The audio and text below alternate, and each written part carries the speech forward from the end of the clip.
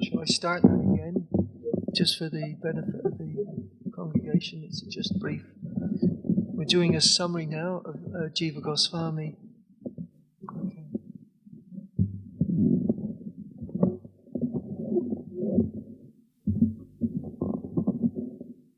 Okay. It's a bit high. Can you slide it up a bit now? Hopefully. Yeah, thanks. Be more secure. Thank you. Hare Krishna. Okay. Let's see what happens. We're fraught with electrical problems, it seems. But anyway. Yeah, so Jiva Goswami, he was the nephew of Rupa and Sanatana Goswami, and he displayed all the charming features of a Mahapurusha, a divine person. He had lotus eyes, high nose, forehead, broad chest, long arms, and radiant golden body. And then it says, in his boyhood, he made a deity of Krishna Balaram, expressing his pure devotion. He would often cry while worshipping them, and offering clothes, chandan, flowers, ornaments, and tasty sweets to Krishna Balaram. He would take some and give the Mahaprasadam to his playmates. From the beginning, Jiva showed kindness to other Jivas, living entities. Jiva was so much attached to Krishna Balaram that at the bedtime he would embrace his deities and fall asleep. His parents thought he was only playing, but the villagers rejoiced to see Jiva's love of Krishna Balaram. Now this reminds me of a certain person that used to come on Harinam. His name was Richard. And he was a very special person. He's very emotional, gentle, but somehow very intelligent. But sometimes his emotions got a bit better of him. But he was a wonderful person. And he started to get deities from Acharya. And also some dogs, you know. And he used to tell me about how at night he would hug them and cuddle them, and how he was so happy that they were with him and looking after him. He was very, very special. You know, it was a natural thing to him. He was such an affectionate person, and he used to come on our Harinams every Saturday, you know, without fail. And sometimes people would, make fun, but sometimes he might respond. But generally, you know, he was absorbed in this Harinam. So this reminds me of him. So Richard, wherever you are now, you had these wonderful feelings in you of affection that Jiva Goswami showed his deities. And then it says here, in school, this is Jiva Goswami, that is. In school, he quickly mastered Sanskrit grammar, poetry, logic, philosophy, Srimad Bhagavatam, and he gave his life. Krishna Kata filled him with happiness. No one dared to speak to him about anything but Krishna. He toured Navadip Dham and Srila Nityananda Prabhu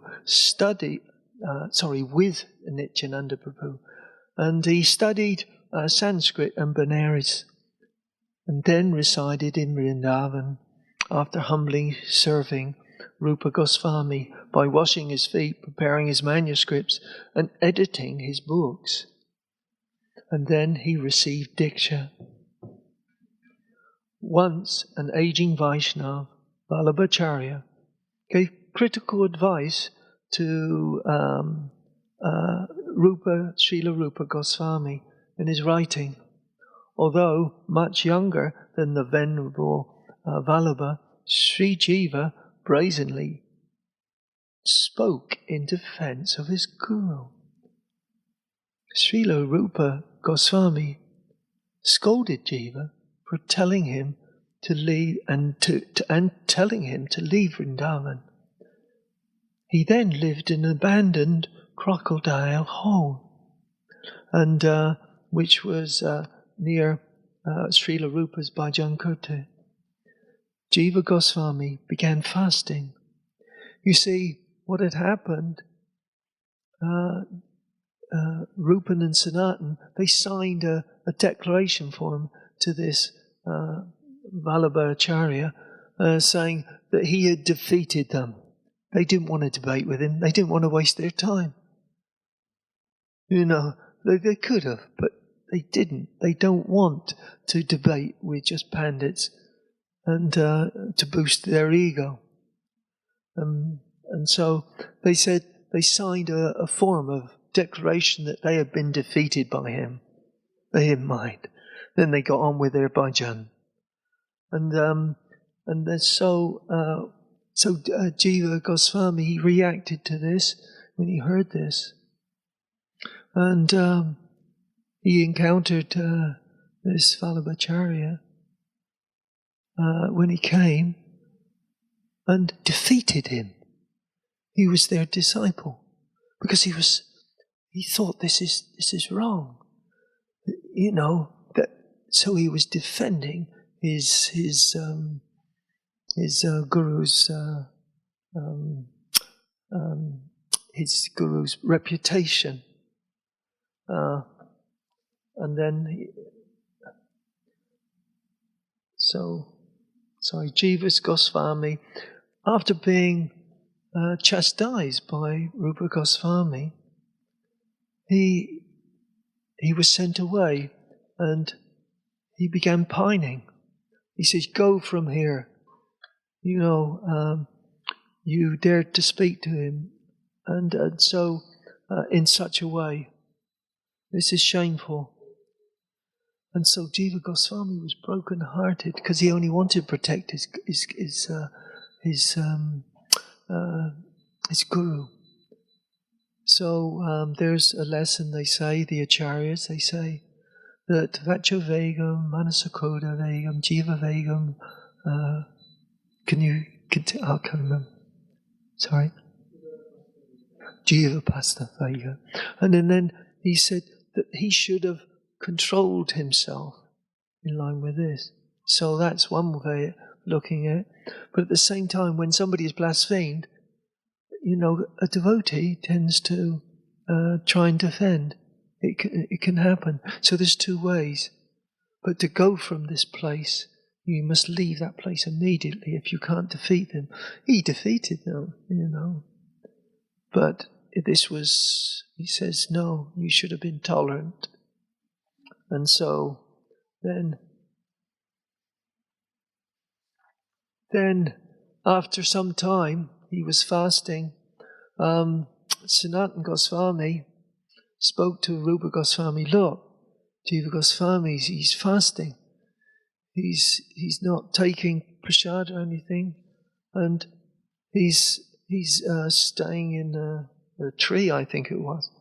And so then he said to Rupa Goswami, "Surely Jiva is got a special meaning. Jiva is that there's this saying, Jiva Doya. And so we should be merciful to the Jiva Doyas. So why are you not merciful to Jiva? You know, Jiva Goswami." And that he relented, you know, by the guidance of his brother, and he called him back for his service. So that's very interesting pastime. So, but it showed actually certain examples of behavior of such a great scholar, a great person.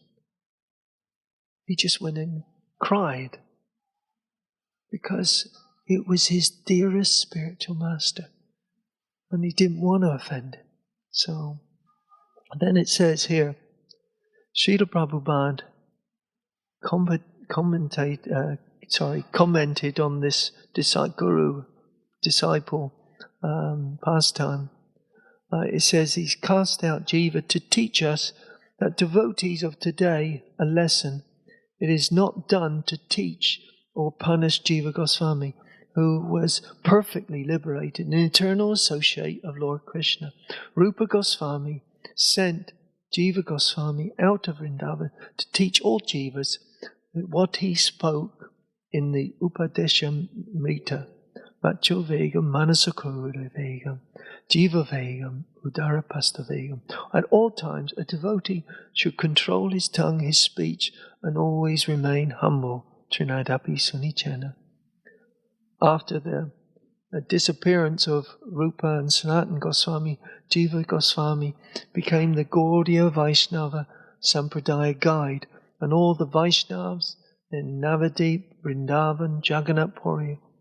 Although he was the undisputed leader, he always acted as a humble servant to all the Jivas.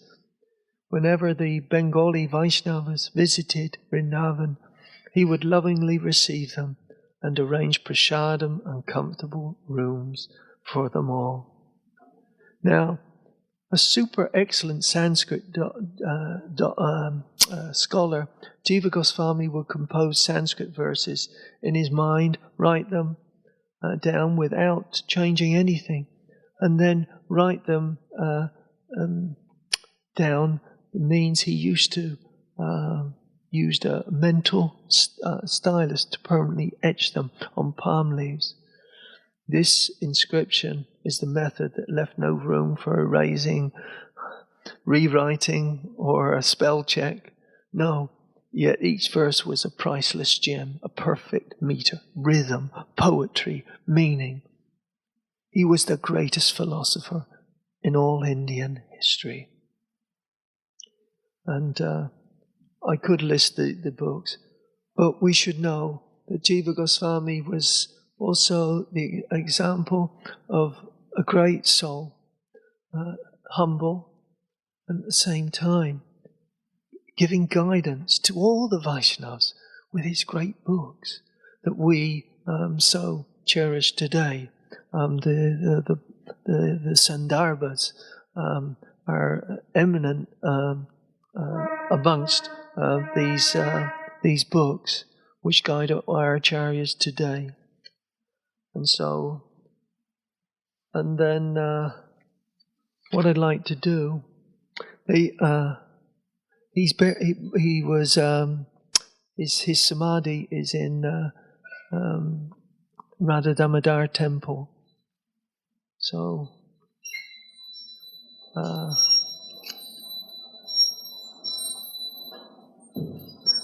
now I'd like to speak about Jagadisha Pandit briefly. Shai Shri Shri Radha Gokunda Gaurnitai Sitaram Lakshman Hanuman Ki Shai. So Jagadisha Pandit is described in the Gora Ganodesh Dipika 192 as follows. Jagadisha and Hiranya previously appeared as the wives of the Janik Brahmanas of Raj. The Lord asked for grains and they were offered to Vishnu on Ekadashi.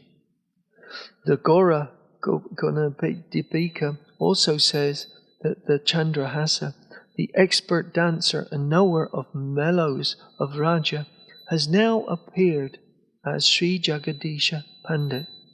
So he had passed. He is one of the gopis of Vrindavan in the spiritual world.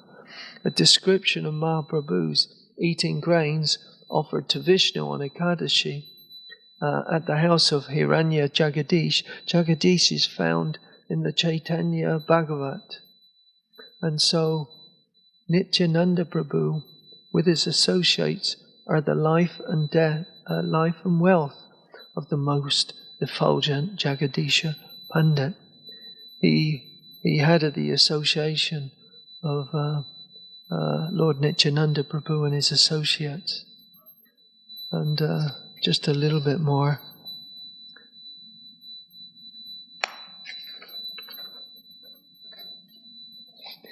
And so, in the Leela of Lord Chaitanya, tasting rasa of the Chaitanya Leela, he became Jagadisha Pandit. He's from the spiritual world, but he took great pleasure in dancing for the Lord. Jagadisha Pandit is considered to be simultaneously both Lord Nityananda Shakha. In the Lord Nityananda branch, there are two branches in the Chaitanya Charitamrita. There's the branches or the followers of Lord Nityananda, tree, and pure devotees, and there's those in the branch of Lord Chaitanya. Well, he appeared in both branches. They seem to both have a great regard for Jagadisha Pandit as a wonderful dancer. And then when he died, he came with his wife. Jagadisha and his wife, Tukini, had the same kind of parental affection for little Nimai as Jagannath and Sachi themselves. Tukini was the mother of Nimai, and even sometimes he acted as a wet nurse. Nimai, the son of Sachi, is none other than the son of Yashoda, the Supreme Lord Krishna incarnate. That it is not possible for anyone but an eternal associate of the Lord to have the good fortune to treat him like a son in this way. So he was treating Nimai, young Nimai, as a son. He had that special association.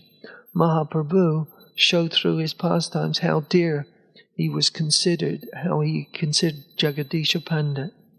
Mahaprabhu is the father of the Sankirtan, and even as a child, he tricked everyone into chanting the holy names. And the other neighbors would clap their hands and sing the names of the Lord in order to please Lord Chaitanya and stop his crying.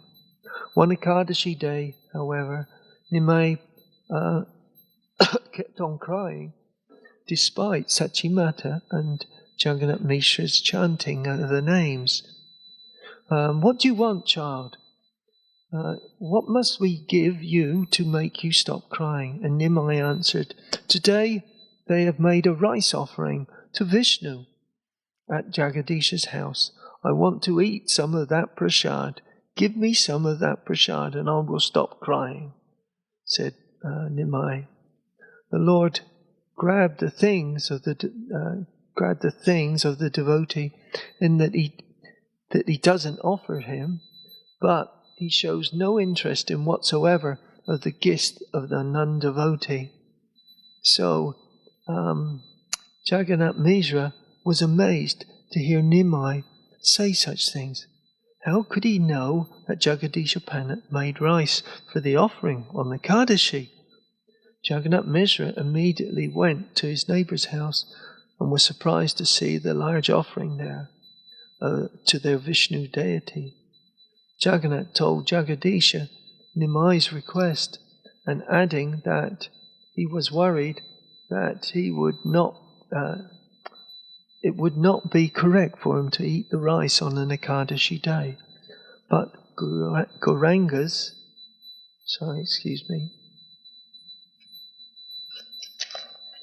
eternal associate Jagadisha Pandit knew that it was little Gopal in the form of Nimai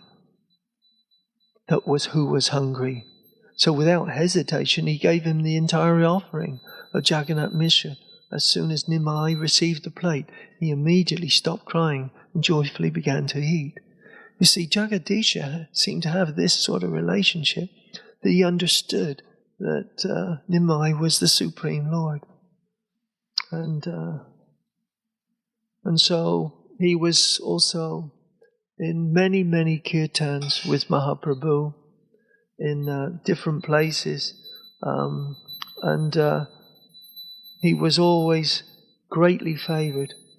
Jagannath Deva saw Jagadisha crying and mercifully appeared to him in a dream and told him to take his vigraha and serve it simultaneously.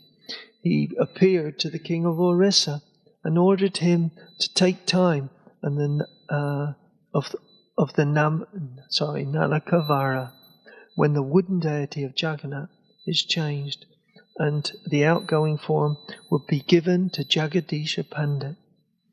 Thus, when he met Jagadisha, Maharaj considered to be a great honour to give him Jagannath's outgoing form, which was known as the Samadhi Stiha Vigraha. So, I think I'd better finish there because we ought to start the verse. And it's a very special verse. So sorry to take so long of these remembering. But Jagadisha Pandit was, his service was dancing. So it's something to consider, that actually when you dance, it is a service and it's very special. It's not just an ecstatic gesture of enjoyment for yourself. It's service. It's a wonderful thing to give service. So, I'm sorry to keep you on this. I didn't realize it would take so much time. So, we're doing text 29. Translation and purport by His Divine Grace, A.C. Bhaktivedanta Swami Prabhupada, Srila Prabhupada Ki Jai. Translation. When the personality Kali understood that the king was willing to kill him, he at once abandoned the dress of a king and under pressure of fear completely surrendered to him, bowing his head. Purport. The royal dress of the personality of Kali is artificial. The royal dress is suitable for a king or a Kshatriya, but when a lower class man artificially dresses himself as a king, his real identity is disclosed by the challenge of a bona fide Kshatriya, like Maharaj Parikshit. A real Kshatriya never surrenders. He accepts the challenge of his rival, Kshatriya, and he fights either to die or to win. Surrender is unknown to a real Kshatriya. In the age of Kali, there are so many pretenders, dressed and posed like administrators or executive heads. But their real identity is disclosed when they are challenged by a real Kshatriya. Therefore, when the artificially dressed personality of Kali saw that to fight Maharaj Parikshit was beyond his ability, he bowed down his head like a subordinate and gave up his royal dress. Om Jnana Timandasya Jananjana Salakeya Chakshun Militam Yena Tasmai Shri Gurave Namaha Vancha Kalpachubhyascha Kripa Sindhu Bhyevacha Patitanam Bhavanabheyo Vaishnavabheyo Namo Namaha. So, this is very interesting. The potency of Maharaj Parikshit was in that he was a Kshatriya. He was a Mahajan. He was a great soul. He could kill thousands of soldiers on the battlefield, and but he was a Mahatma as well, and he was. It says that actually he gave this in the previous verse, I think it was.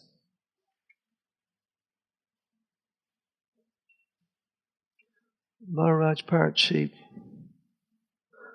could fight with 1,000 enemies single-handedly, thus pacified the personality of religion of the earth.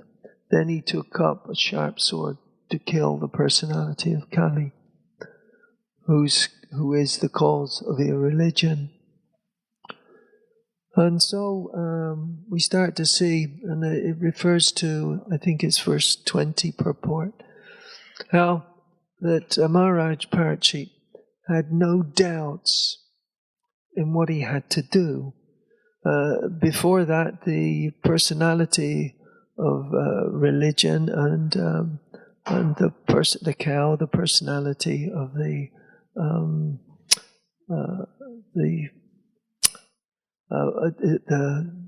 earth, Bhumi Devi, that they were suffering at the hands of this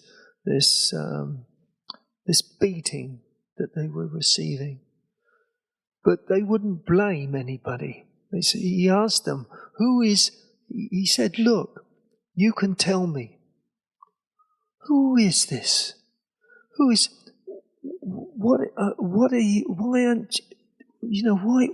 Why aren't you protesting?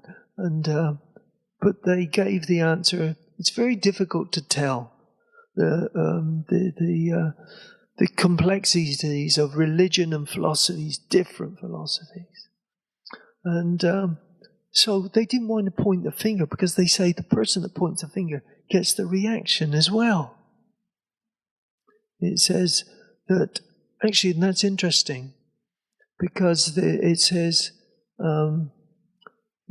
critics take the karma. You criticize somebody, as a behavior. You start talking about someone and you hear it, or the others there listening. It's an offense, not only to the person, but it's offense becomes the offense of the hearers. So what happens that if you criticize someone, the reaction is that you get whatever good karma they had.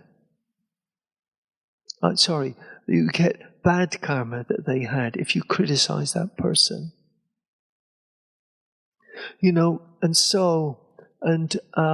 They get whatever good karma you have in exchange. So in a way, it's so be careful if you criticize someone, because that someone will get your good karma, and the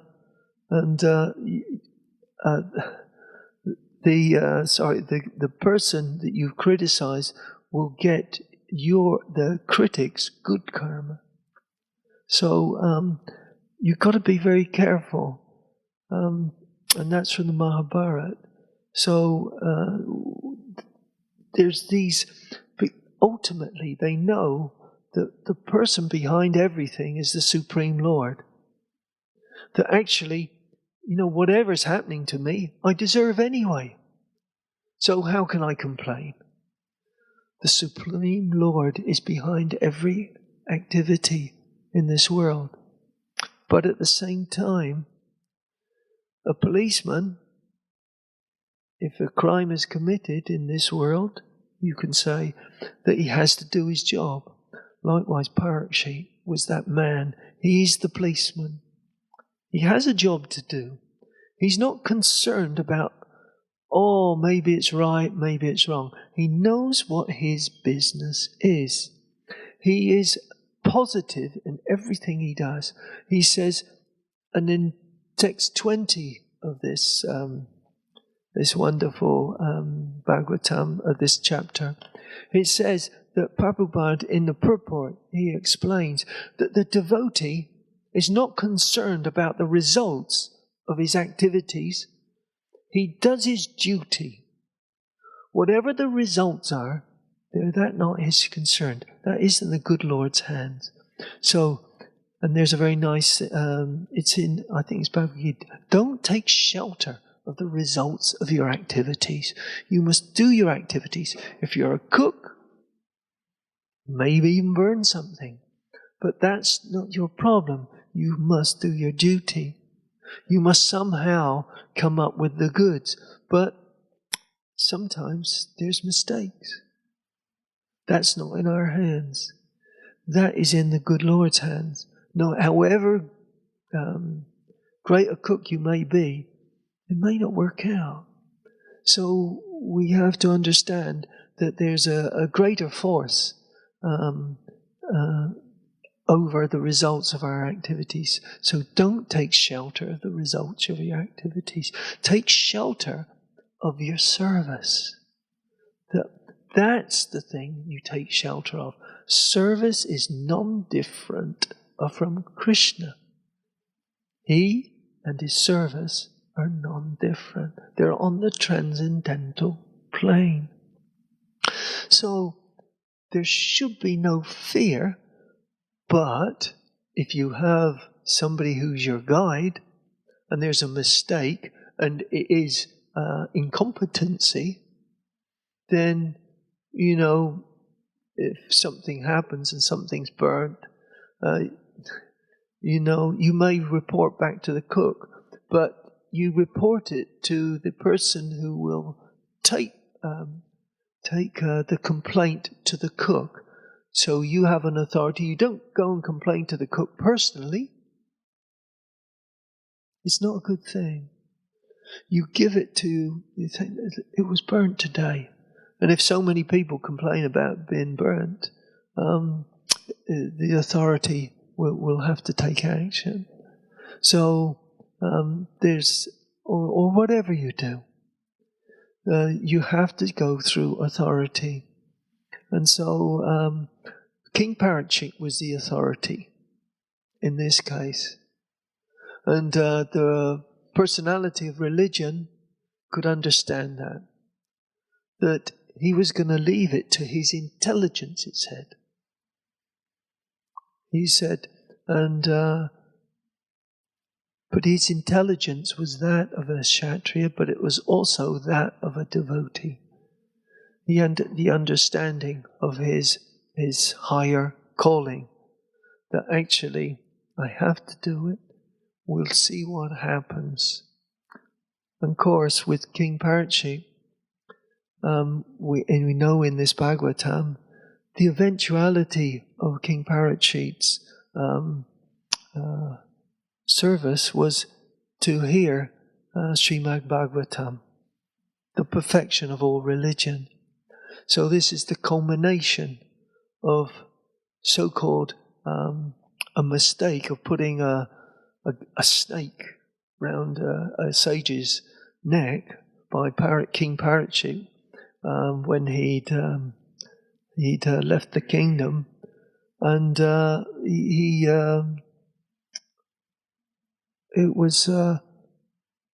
thought it was a terrible thing he'd done. He regretted it.